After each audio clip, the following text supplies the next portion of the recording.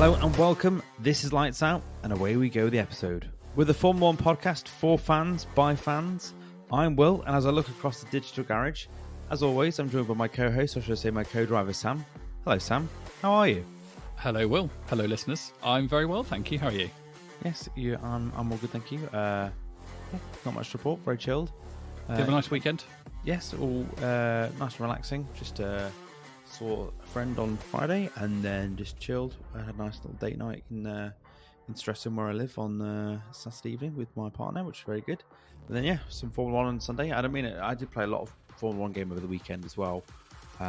Still coming to terms with the difficulty because I've accidentally won a race, which I don't think is realistic in a Williams. So that's not ideal. But is that in your first season as well? Yeah. Okay. Barcelona. I started sixth and ended up first, which is probably a bit too easy. So still tinkering around with it, but enjoying it though. It's good. And we had a Formula 1 race as well, and a sprint race as well. How about you? How was your weekend? It was really good, thank you. Yeah, so I had my daughter on Friday, which was good fun, and then Friday night I went to the Oval with a few of our mutual friends to watch the cricket. I'm a sports fiend, as you know, so basically if a ball is involved, I'll probably watch it. And yeah, cricket, I'm really into my cricket. So yeah, it was nice. It was a good game. The mighty Somerset Sabres beat Surrey, so I was pleased about that. As a child of this country. Did you have a pint of cider to celebrate? I had 4. Very good. It was very good. Yeah, it was nice evening. And somehow managed to catch a train as well. There were a load of cancellations, but I managed to get on one that got me home. So that was pretty lucky. And then, Saturday we saw a friend. And Sunday, as most of my Sundays do, revolved around the Grand Prix. So, didn't do a huge amount. Just chilled and then watched the race. And on the topic of sport and on cricket, can I get your take on the Bairstow run out in the Ashes? What's your view? I'm still fuming about it. I would describe it as legal but very unsporting. You don't really see it. I was chatting with another friend about it, Tom, actually, a friend of the podcast, about it and what the equivalent would be for another friend of ours who was asking about it. He's not really into cricket, and we described it as, in football terms, if you score a goal when the goalkeeper's down injured, like yes, it's legal. If nothing, if the referee doesn't blow his whistle or anything, but you don't do it. It's just not done. Fair. So yeah, quite angry about that still. Thanks for reminding me. England's 2-0 down against the Australians, and yes, it doesn't look great. Sorry to bring that back to you. That's good job. This is not a cricket podcast. Let's talk about Formula 1 then. Yes. We were back to Austria this weekend, the Red Bull Ring. We had a sprint race on Saturday, and we're actually not going to cover it because there was so much that went off in the main race on Sunday. I mean, the sprint race was a quite entertaining watch with the different strategy and the changing weather. That's probably the amount of airtime we'll give it. But Sam, who won the race? The fastest driver in the fastest car, Will. Very good. We're gonna have a nice compilation at the end of the season of you saying that every time, 20 times now of that happening, because I think we're on course for that. Yeah. What did you make of another Max Verstappen win? It was marginally more interesting than when he just drives off into the sunset and no one sees, and basically you see nothing of him all race because he's so far ahead. This one was a bit more interesting because the strategies were a bit different, and we obviously had the safety car at the beginning of the race, which both you and I agreed was a bit interesting, wasn't it, calling a safety car for that? But they did. And some teams took advantage of that, and that meant that we finally ended the run of, 249 consecutive laps Max had led to that point. Since Miami. So didn't quite get to the magic 250, which he'll be fuming about, I'm sure. I'm kidding, obviously, listener. But yes, he was pretty dominant, and even after the second pit stop, it looked like he was absolutely going to destroy whoever was in front of him, and so he did. And I think Checo had a pretty good race as well. Like from a Red Bull perspective, it's probably quite a good result for them, starting down in 15th and bringing it all the way back to 3rd. So yes, more evidence to suggest that it doesn't really matter what any of the opposition do. Red Bull are just going to continue to dominate, and as long as their cars don't stop working, they'll win the race. Yeah.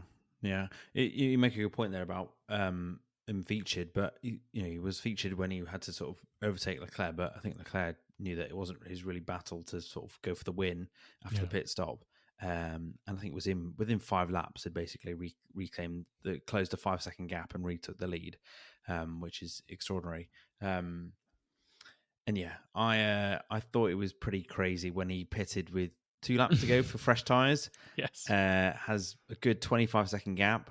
And then you see him literally weaving, and Charles has flying at this point as well to try and close the gap a little bit. Obviously not to go for the win, but you never know. And he's weaving, so he's obviously a bit longer. So when they started the last lap, the gap was at 2 seconds.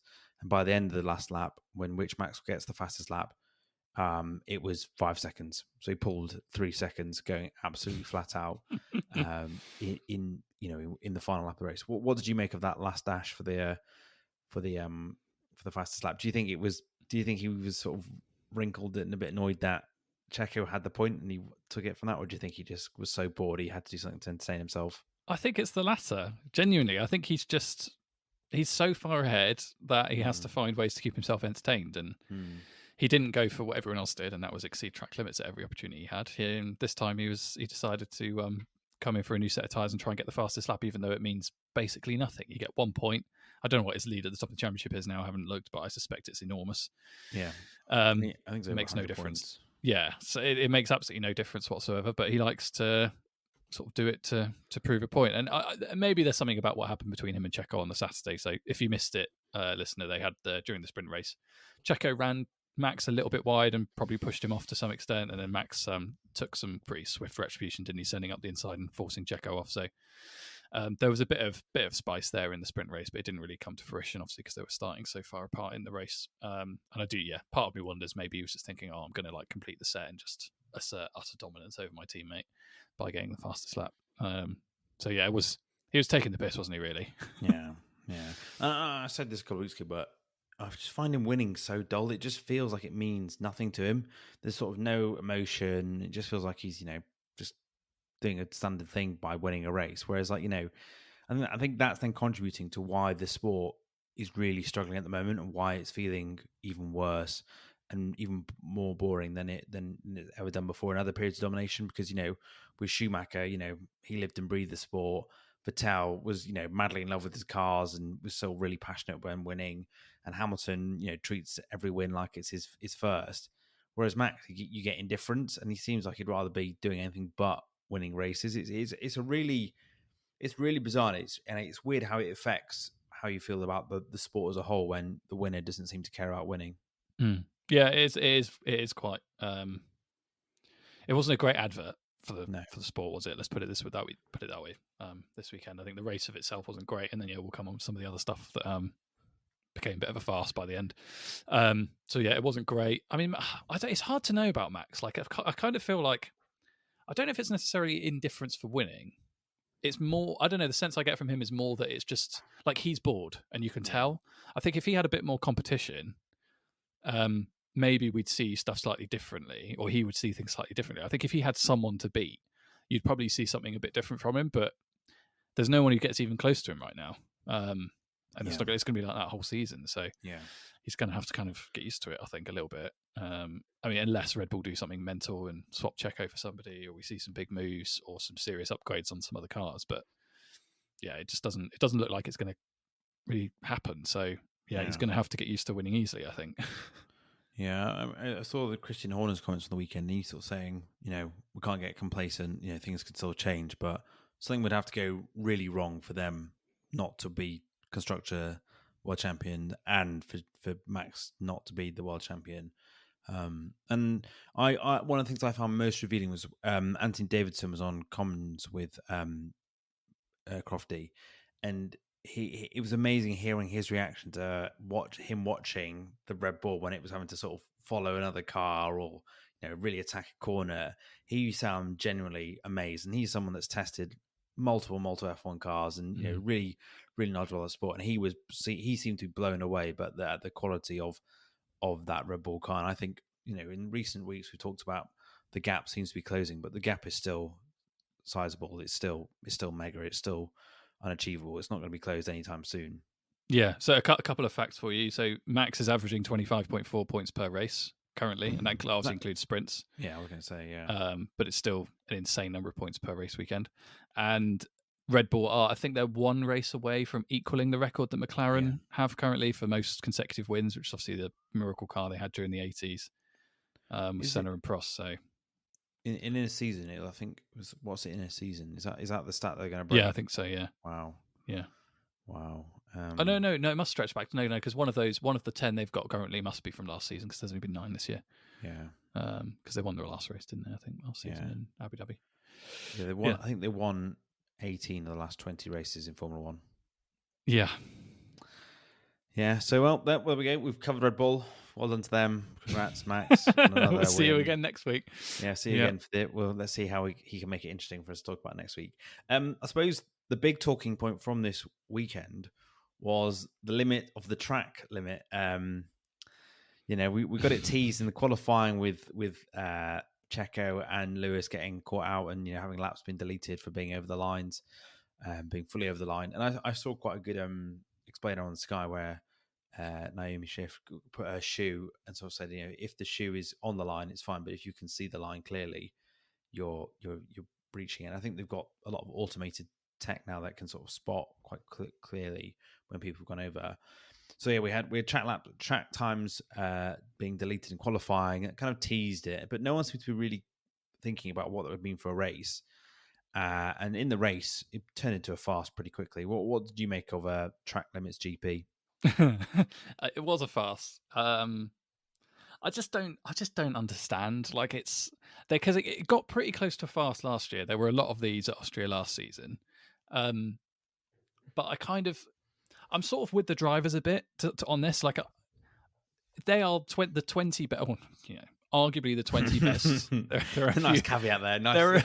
There are a couple of questionable ones probably in the roster, let's say, but they are approximately the top 20 or within the top 20 drivers in the world.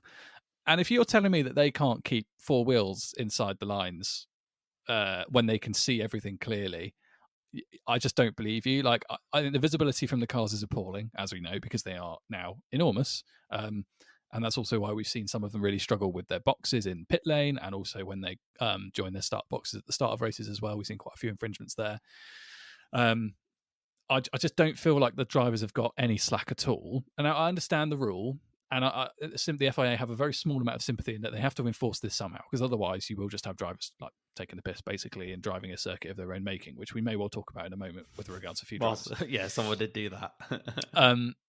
But like just to some extent, the FIA are the ones in control of this, I think, and they should have something in place that basically makes it impossible, or at least not worth it, for the drivers to push the car to the limits that they are at the moment to try and get around, particularly turns 9 and 10, where most of those issues occurred during the race. Now, I understand. So again, Austria, to some extent, they've got a bit of sympathy. It's not just Formula One cars that go around that circuit. There are bikes as well, and we've seen quite a few serious bike accidents because of gravel traps. However, there must be some clever way of them putting something, be it an additional curb or some kind of runoff or even grass. Like we've seen it in Monza in places where they put a load of grass in and all of a sudden you see people stop cutting corners because they know they'll lose control of the car if they go on the grass. Something should be put on the corners on the apexes of 9 and 10 to stop drivers gaining an advantage from running wide. And that would solve the problem altogether, and it would get rid of this issue we've got now where they're trying to police it as effectively as possible. They can't. They've had to issue a load of stuff after the race, a load of penalties after the race because they didn't have a chance to do it in the race. And it's just making it impossible. And like the spectacle is damaged by it. The FIA are damaged by it. The drivers are really annoyed by it. And everybody watching is just a bit like, what? And what is that for the sport? And that's why I said earlier, it's not a great weekend in terms of advertising for the sport, because the win was never under any threat. And the most interesting bit, or the most noteworthy part of the race, was all of this madness happening because cars kept exceeding track limits and getting penalties both before, during, and after the race. It's very silly. I don't really understand why they don't just solve the problem. And the FIA did write to the Austrian circuit managers last year and say, you need to do something about this, and then they've obviously done nothing about it. But this is why things like money exist. Like they can find ways to make these things happen. And given the amount of money sloshing around Formula One, I don't think it would really break the bank for them to build something that would stop drivers running wide on those corners, because it sounds like a really small, minor thing, but when it happens over the course of an entire race weekend, particularly a sprint weekend as well, and you basically have 3 days where all anybody's talking about are track limits, which is not what people want. So get rid. Yeah, I thought you very well put there. I think also I think there's two things. So like in the actual like race, because it's not, to the layman watching, it's not unless you really look for it, it's not obvious to see when someone's like, they're not massively cutting a mega corner. Yeah. It's literally they're a few of their tires are crossing over a line, but not by much at all, and that can be deemed as track limits. And it must be, I think you're right for that for the amount of track limit breaches we had. I think there was 1,200 across the race, which is just extraordinary. Yes, they've obviously made that as well. I think there's also the problem as well with what happened after the race. Just to go back to the race, though, I agree with you. Like, it did kind of ruin the race a little bit, because even the commentators sort of saying, "Oh, look, there's another penalty. We're up to 10 now or whatever." You lost track of who had a penalty and who didn't, and it became just a bit silly and a bit, Lewis. And then you got people like Lewis, who was obviously annoyed by receiving one so early in the race. Him then calling out on other people, him going, "Look, they've gone." Almost every team really from him and from Prez and probably from Lando was calling each other out for track limits, which became quite annoying, quite repetitive after a while. Yeah. And then after the race, sorry, you're gonna. I was just gonna say I really didn't like that at all from the drivers. No. It's just very petty. Yeah. Just that's not what they're there for. And I get why they're doing it, and they're given the opportunity to do it because obviously they're all getting penalties themselves and they don't think it's fair. And we'll probably talk about Lewis a bit later on, but there were others who were pretty fuming about it as well. And it's just not what it's just not what we want to watch, is it really? No. I should say as well, I've given my Latifi to the FIA, by the way, for this, because like it's entirely an FIA within the FIA's control. The whole thing, not just after the race, because we're about to go on to that, but just for all of it, for all the track limits debacle. Well, I mean, there were 61 warnings given out for track limits. There were 11 black and white flags and 8 penalties, all within one race, which is probably must set some sort of record for the amount of track limit penalties given in one race. I suppose the thing that really annoyed me was 5 hours after the race, everyone thinks the result is all sorted.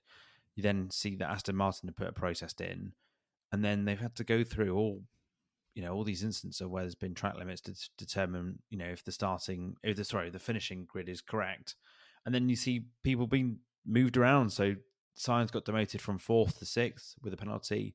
Norris went behind the Aston Martin of Fernando Alonso. Hamilton went down a place to 8th behind Russell, and Gasly went from 9th to 10th behind Stroll. That was quite a big shake-up of, yes, not the race winners, but of still a lot of the point scoring positions.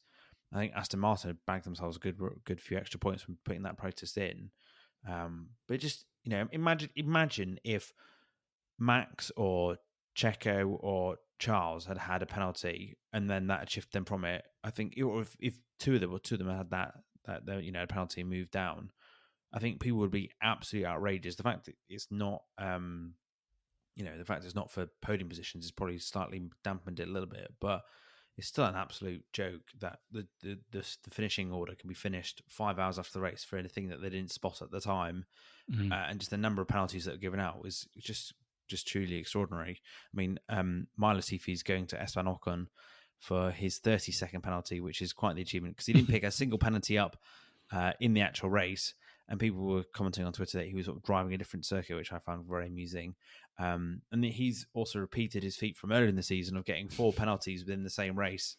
So he now holds that record twice, which is probably not good for the Wikipedia page. But congratulations to Esteban Ocon for his second Latifi for doing the exact same thing and getting 4 penalties in one race.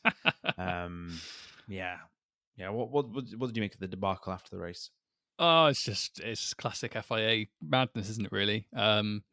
So I really don't agree that, like, and I know the whole Ocon thing is really funny, but I just don't agree that drivers should be subject to penalties after the race if they've not been informed about anything to do with them during. Yeah. Makes no sense at all. Like if someone had said to Ocon, can they? No, it's too late. Like if someone had said to Ocon, lap 3, by the way, Esteban, like you've crossed the line a couple of times in turns 9 and 10 now. Do it again, you're going to get a black and white flag. Do it again, you're going to get a 5-second penalty. Do it again, you're going to get a 10-second penalty. Do it again. You know what I mean? Like at some point, the message would sink in and he'd stop doing it. But he didn't know. Like they weren't telling him. And the same goes for a few other drivers as well. And it's just, the whole thing's a farce. Like if I was Alpine, I'd be lodging a protest straight away ready for Silverstone because I don't think it's right that you can retrospectively, as I say, you can't retrospectively punish drivers when they didn't know they were doing anything wrong. And also, like, it did say something to me, I think, that like certain drivers were getting penalties very, very quickly. Now, I'm not gonna go onto some kind of FIA soapbox or the fact that the stewards aren't professional and not particularly representative either. But I did think it was interesting that there were certain drivers that got penalties within like 5 laps, and there were others who didn't get a single penalty during the course of the entire race, and they committed so many of them that they get 30 seconds after the race is finished. That to me says that certain drivers are definitely looked at differently, and stewards probably prioritize who they're looking at and who they award penalties to. Now, I'm not going to say any more on it than that, but it didn't sit right with me that like certain drivers were clearly being singled out early doors. Well, I think I think you're probably right. Well, probably as the point made earlier, I think all the drivers sort of picking up on one another probably didn't help some drivers' cases. So, you know, Perez being right behind Lewis and saying several times probably put a lot of scrutiny on Lewis. And I think it's a real shame. I mean, I didn't miss it that much, but it would have been fascinating to hear the different radios messages between the teams and the FIA to see what they were trying to lobby the stewards on. I mean, I do think it's a good idea that that Formula One have got rid of that radio messaging between the two because it became far too political. But yeah, there's probably a reason why Ocon wasn't singled out was because he probably wasn't having anyone sort of going onto the radio going, "Oh, hang on, we'll just see knocking off for the 4th time again." Yeah, I just think as well, it's just like the sport can't have this in a season when it's like, say, it's so bad in the race to then have all this, you know, self-inflicted nonsense. Is just, I think Formula One will be pretty pissed off at the FIA for the chaos they've caused and sort of for basically damaging the reputation of the race, right? That race will always be remembered as Track Limits GP now because of the absolute chaos and the number of penalties that were given out and just the bad implementation of the rules, you know, that led to the result changing 5 hours after the race. Yep, very much so. It's a shame because it's quite a good circuit. Like I don't dislike Austria. I mean, it's quite a good one, good for overtaking. It's very, very pretty, isn't it? I always forget how beautiful it is, and then you see particularly when the sun's out. My God, with the mountains setting and stuff, it's stunning. Yeah, it's got everything you want, apart from it being branded by Red Bull, of course. It's got everything you'd want from a great race and filled with Max fans. Yes, yeah, that's true. Yeah, the orange smoke was back again, wasn't it, with a vengeance? Yeah. Yeah, it's just a shame. But I feel like they have to learn their lesson this time. I mean, it got pretty close to this last year. I remember us talking about it, sort of obviously not on a podcast because we hadn't started it by then. But I do remember us talking about it after the race last year, and here we are again. Yeah. And we see it with some other circuits, but just nowhere near as prevalent. It's just nowhere near as prevalent. And yeah, this was like a kind of crazy case, wasn't it? As you say, it will be remembered for this for sure. Well, maybe next year when we get to the Austrian Grand Prix again, and we have the same thing again, we could just play back bits from this episode so people can just hear how we, you know, calling it out a year ago and we're still right. But also Austria is on the calendar now for till 2030, so they better fix it because we can't be having this for another 6 years. No, definitely not. Right, so I think that concludes all the nonsense on track limits. I think after the break, we're going to pick out a few teams that have had a good and a bad weekend. And so with that, we'll take a quick break.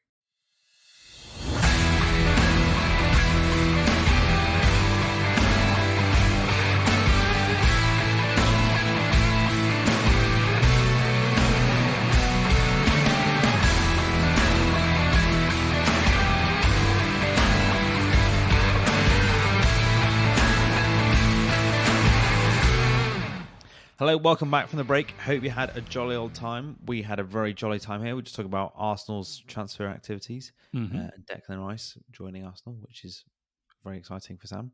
It is. Have you enjoyed seeing all the Muller yogurt rice baby adverts now that you know he's signing, or were they taunting you beforehand? They were really taunting me before, yeah, because I mean this is not a football podcast, so sorry, listener, but Manchester City were allegedly trying to sign him, and yeah, as that chat was happening and I was seeing the rice baby adverts come on, and also like they seemingly appeared everywhere overnight. Like I swear the bid came in from Man City, and I went out and like rice baby was like in the train stations and at bus stops, and then I come home and we have this like nice little like nighttime program on YouTube. And even the adverts on YouTube were bloody rice baby. And I was like, what is going on? Like, do they know? Like, they must know because, is it just me and Arsenal fans being targeted with all this messaging to make us nervous? Anyway, now seemingly like the deal's going to get done, then yes, I'm very pleased, and I'm enjoying the adverts. I'm looking forward to the songs, whatever songs they come up with. And you're I've got a few easy ones. You're enjoying your Muller corners again now. Of course, yeah. Very good, very good. So back to Formula One after that quick detour to yogurt and Declan Rice. A couple of upgrades came this weekend. Probably the one that's the most worth talking about is probably McLaren, because they only could have enough parts. They brought it through early, which is pretty impressive for them, but they only had enough parts for one car. So Lando Norris got the upgrades, and Oscar Piastri did not. What did you make of the McLaren upgrades this weekend?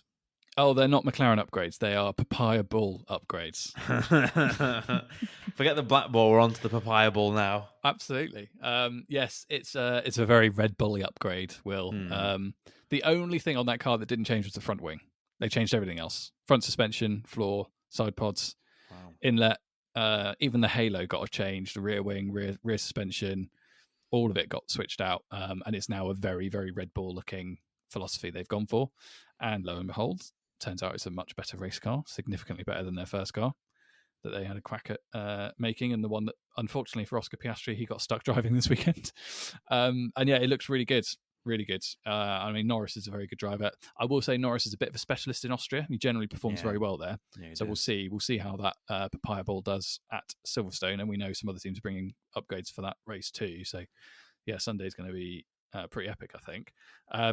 But yeah, no, they look like I've done a really good job, McLaren. And it's funny, I mentioned it to you, didn't I? I said, I think I said to you when we were talking about it after qualifying, because they'd obviously done really well, and Norris performed really well then as well.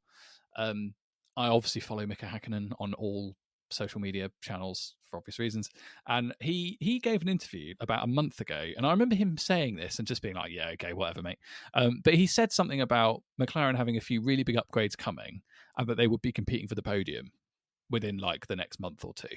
And here we are. They've bought a load of upgrades, and Lando Norris had the car in P4, albeit he got robbed of it because of some track limit stuff. No, he was P5, then he got put up to P4, wasn't he? I thought it was the other way around. Was it? Let me just check. I've got the results. Was it? Hold on, right here. No, yeah, he got P4 up from P5. Oh, nice. Okay, well there you go. Yeah, so yeah, he had a very good race. In short, he looked really quick. It was probably the best I've seen Lando race in quite a while, actually. And I thought he battled very well with Lewis. And then I was impressed that he could keep up with the Ferrari. I think that shows if they can keep that pace at a range of different circuits, that McLaren could be well within the fight of those sort of top teams. I think. Excluding Red Bull. I also think it's interesting how Aston have kind of really faded away over the last couple of weeks. Not really seen them have, not seen Alonso basically have third place secured, whereas for ages, it looked like he was untouchable. Whereas now, like Ferrari, McLaren, and Mercedes have all been in positions where they could have, been the second best team on the grid. But quite surprising to see Aston fall away. So I'm intrigued to see what both McLarens look like next weekend with both the upgrades, because I did feel a bit sorry for Piastri with like you say, Norris is up in like P5. And he was like 17th or 16th, I think. So, I think that must have been a bit bleak for him. Yeah, it was a rough weekend for him. I mean, there's definitely a car bit. There's probably a bit of a driver bit as well. I'm not sure. I mean, Norris, I think definitely is. He's got Piastri covered from a pace perspective for the moment. But I did feel a bit bad for him stuck in the slow car. But he gets the fast one as well next weekend, so we'll see what he can do.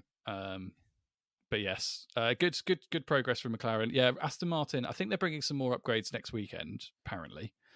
So yeah, we'll see how they perform. But it's interesting, isn't it, that is it this weekend? Stroll did out-qualify Alonso, didn't he? He did. The second time, which given all the people that were going for 23-0 or something for Alonso to beat him in qualifying at the start of the season, it's not a bad effort at all. I think I might have been one of them. And I did see as well that he held him off in the end of the sprint race, whereas like Alonso was chasing him pretty hard, and he managed to hold him back, which I'm sure Lawrence Stroll absolutely loves seeing his son finally beat Fernando Alonso.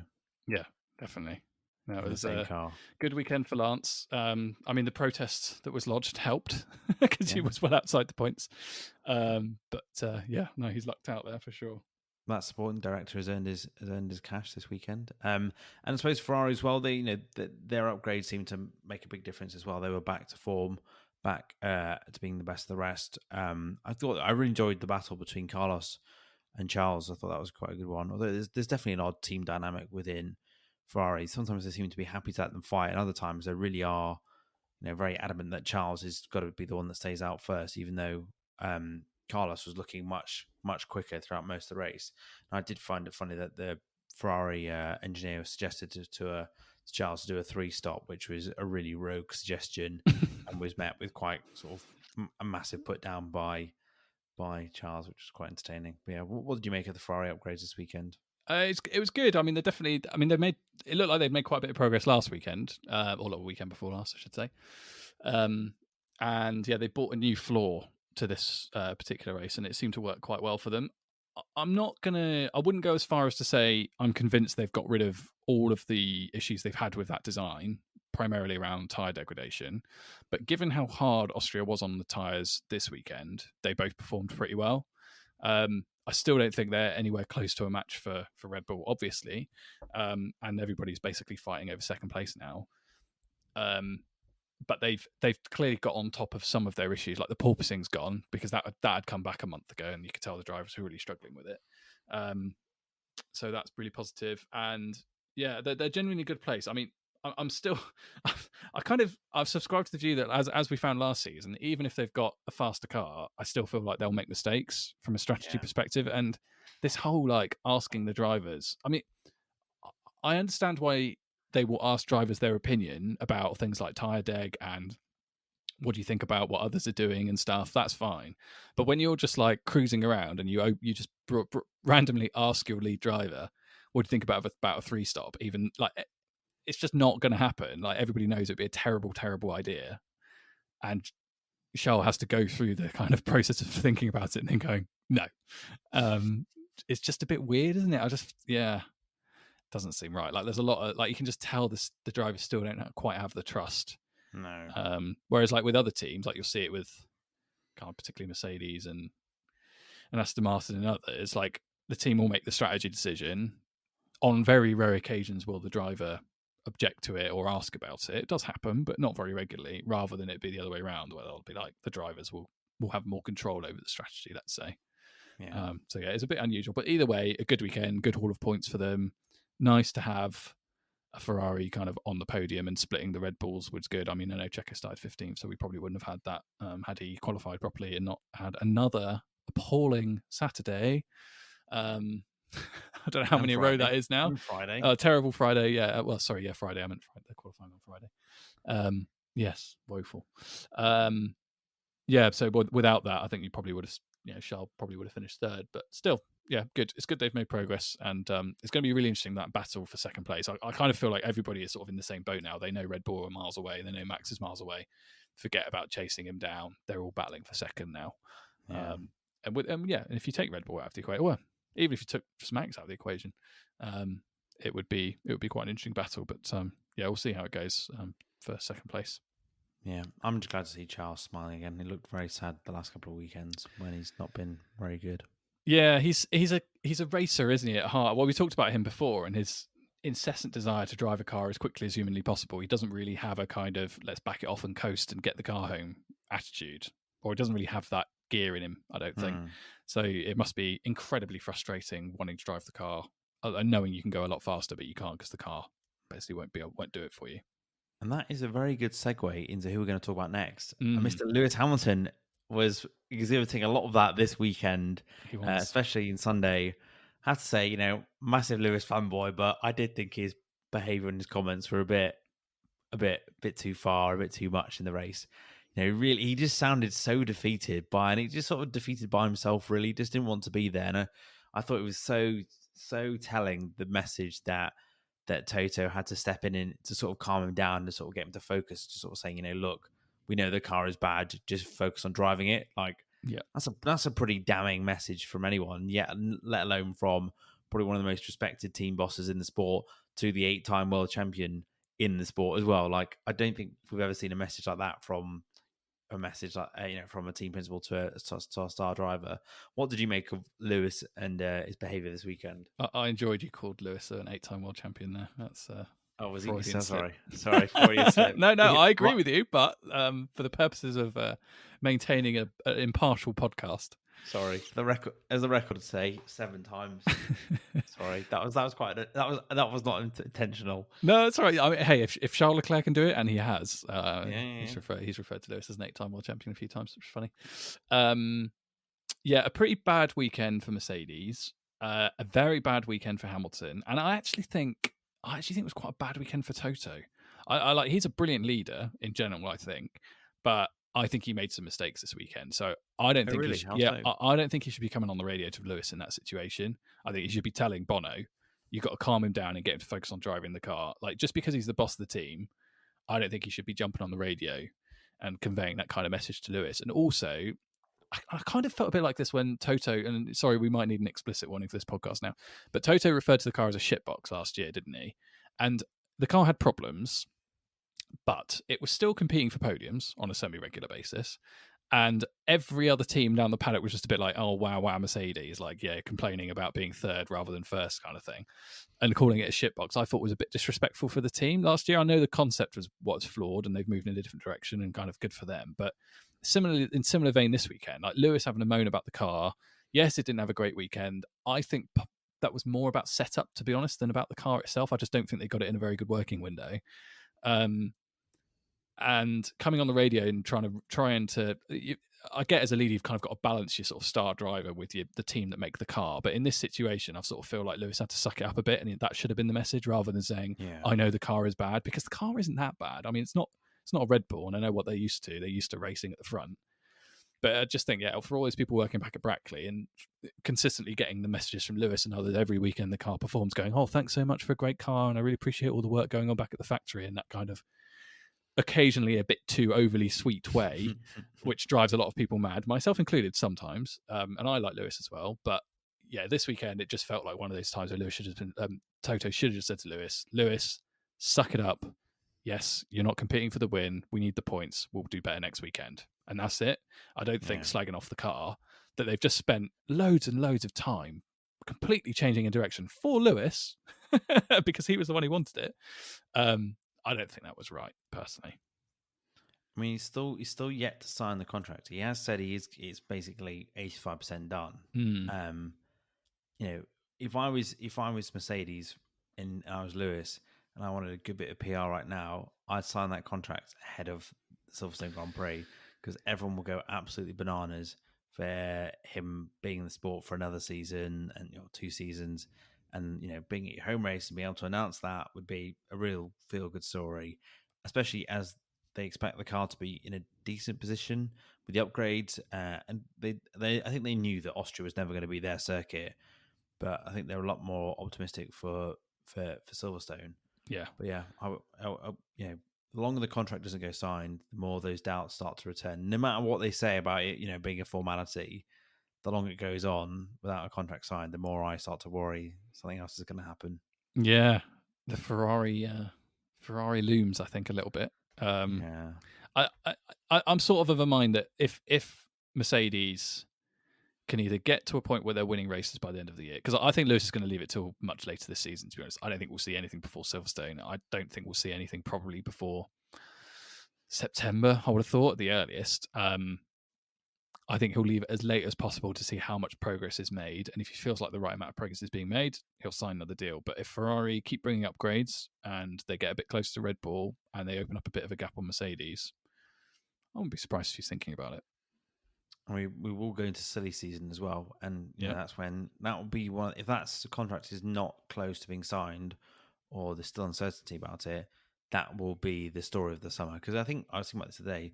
The rest of the paddock is a lot of the other drivers are pretty much nailed in, really. The only other sort of uncertainty will be maybe Red Bull, AlphaTauri. The rest of the grid is a bit, I can't really see much other movement, really. Maybe Alfa Romeo, but maybe that could be the story of the summer. Yeah. So I've got two wishes, right? So wish one is Mercedes get their act together and we start seeing them compete for wins with Red Bull, and we get to see Max and Lewis go at it.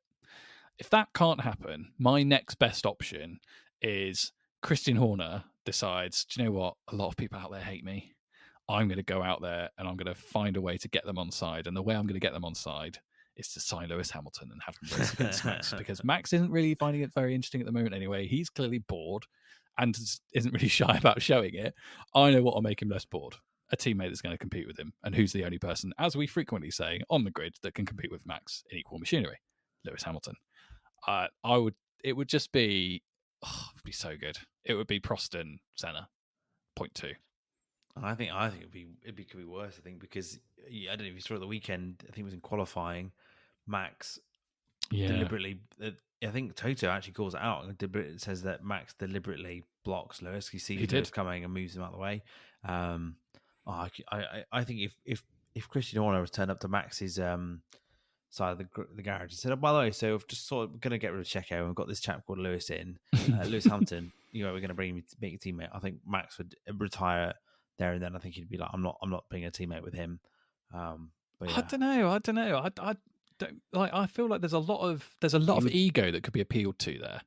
You couldn't manage that. You couldn't manage that partnership because they're chalk and cheese. Yeah, there's a lot of history already. It would start at a really high level. It wouldn't be a friendly. Oh, we're best mates now.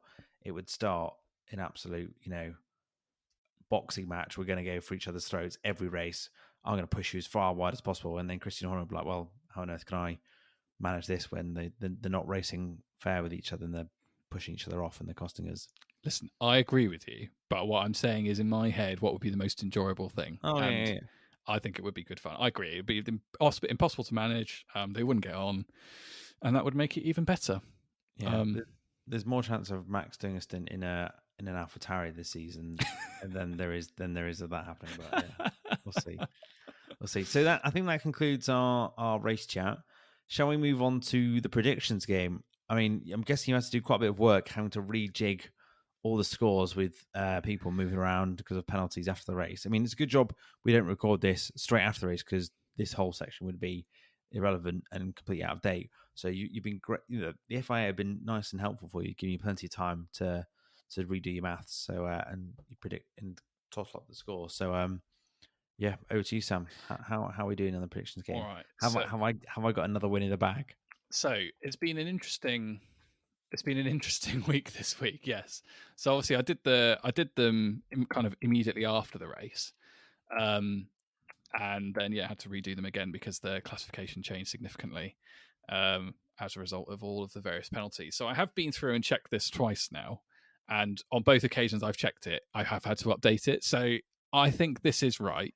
Okay. So we'll just go with it. Okay. All right. We'll just go through it, and then I'll tell you what would have happened, I think, if there had been no penalties. Okay. So your first driver was Lando Norris. I'm sorry to say you predicted him to finish in 10th place, and he finished in 4th in the end rather than 5th. So he's picked up 6 points. That's probably the biggest points pickup we've had from one person so far in this game, right? I think I had a stinker another time. I'm going to find it. One moment. I think it may have been Miami.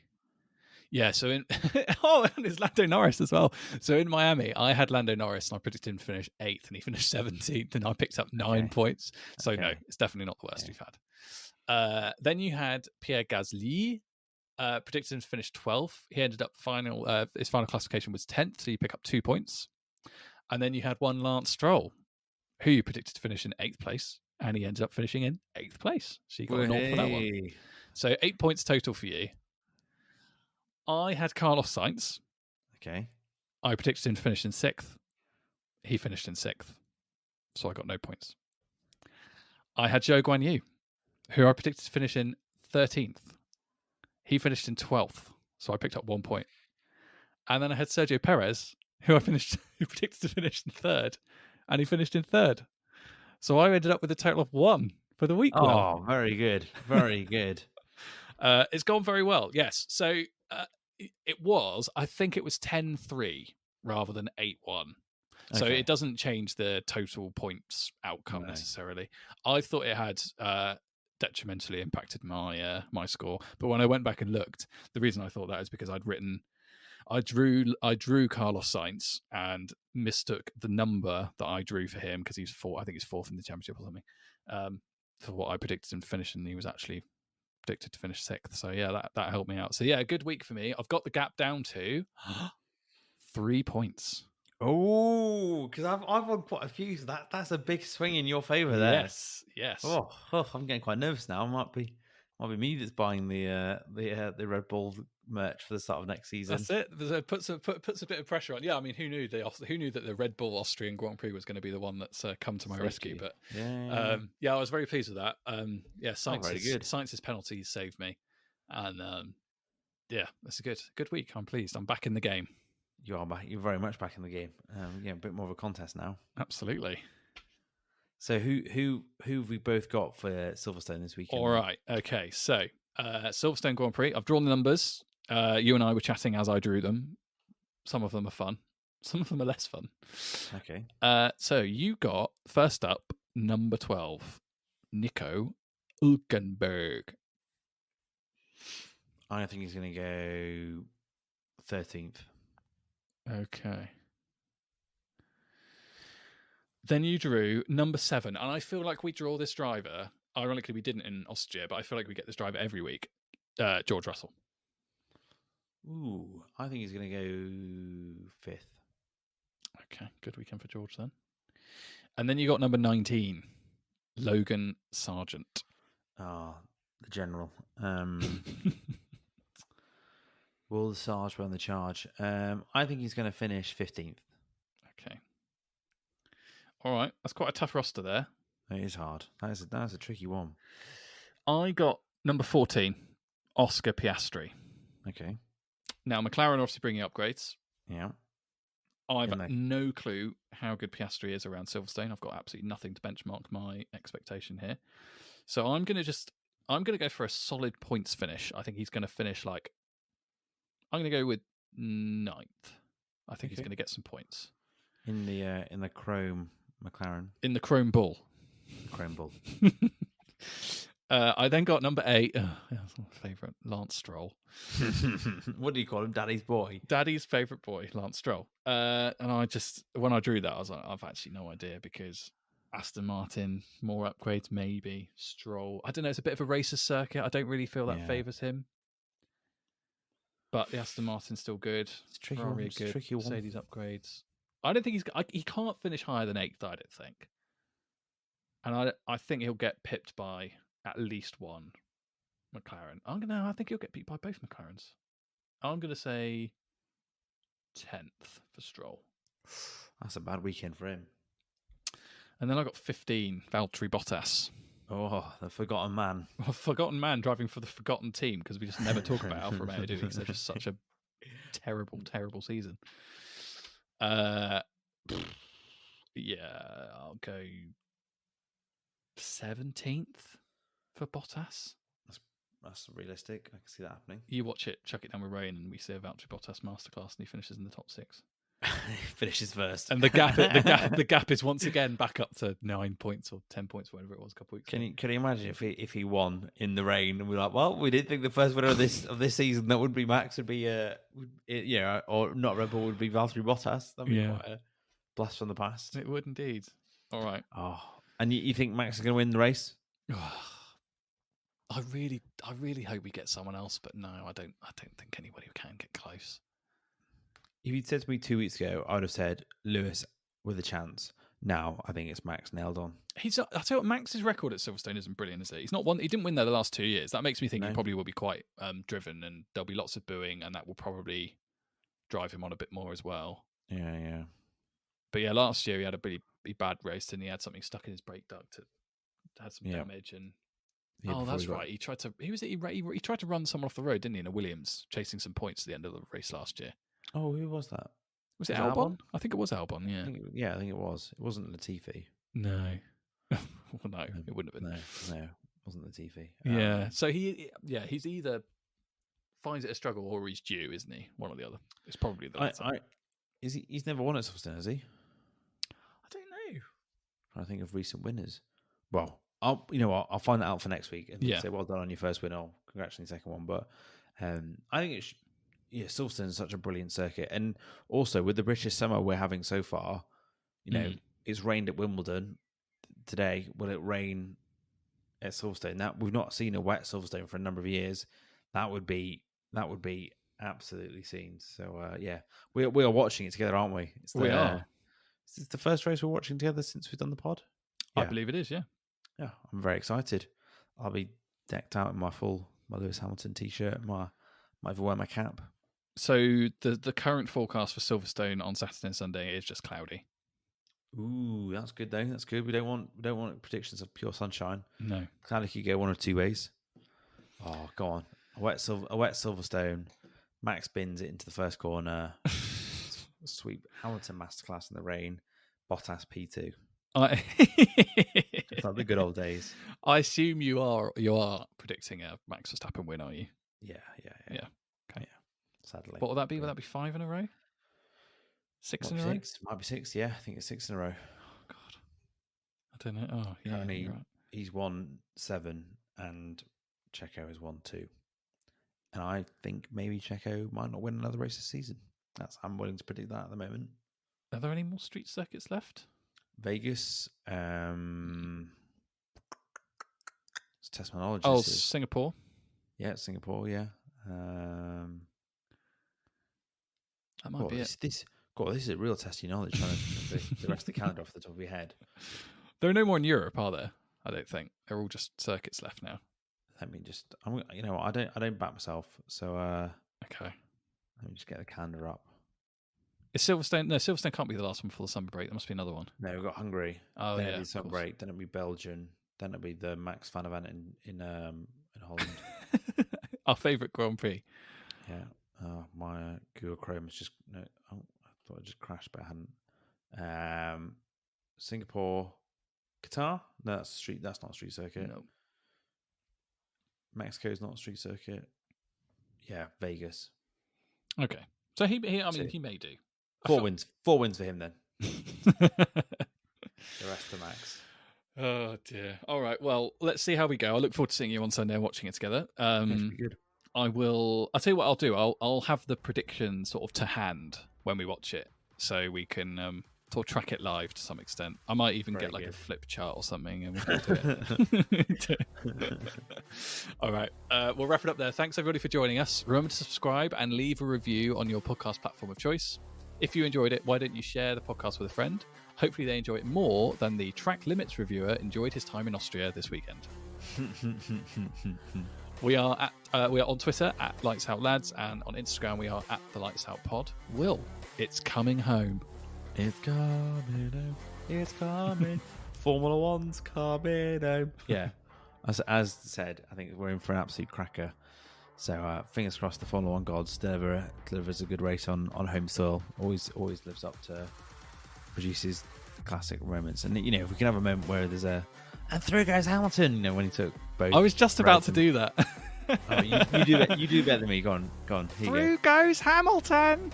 Very good. If we can have a moment like that again this year, I'll be a happy man. But yeah, that's all from us. All the best and goodbye. Bye bye.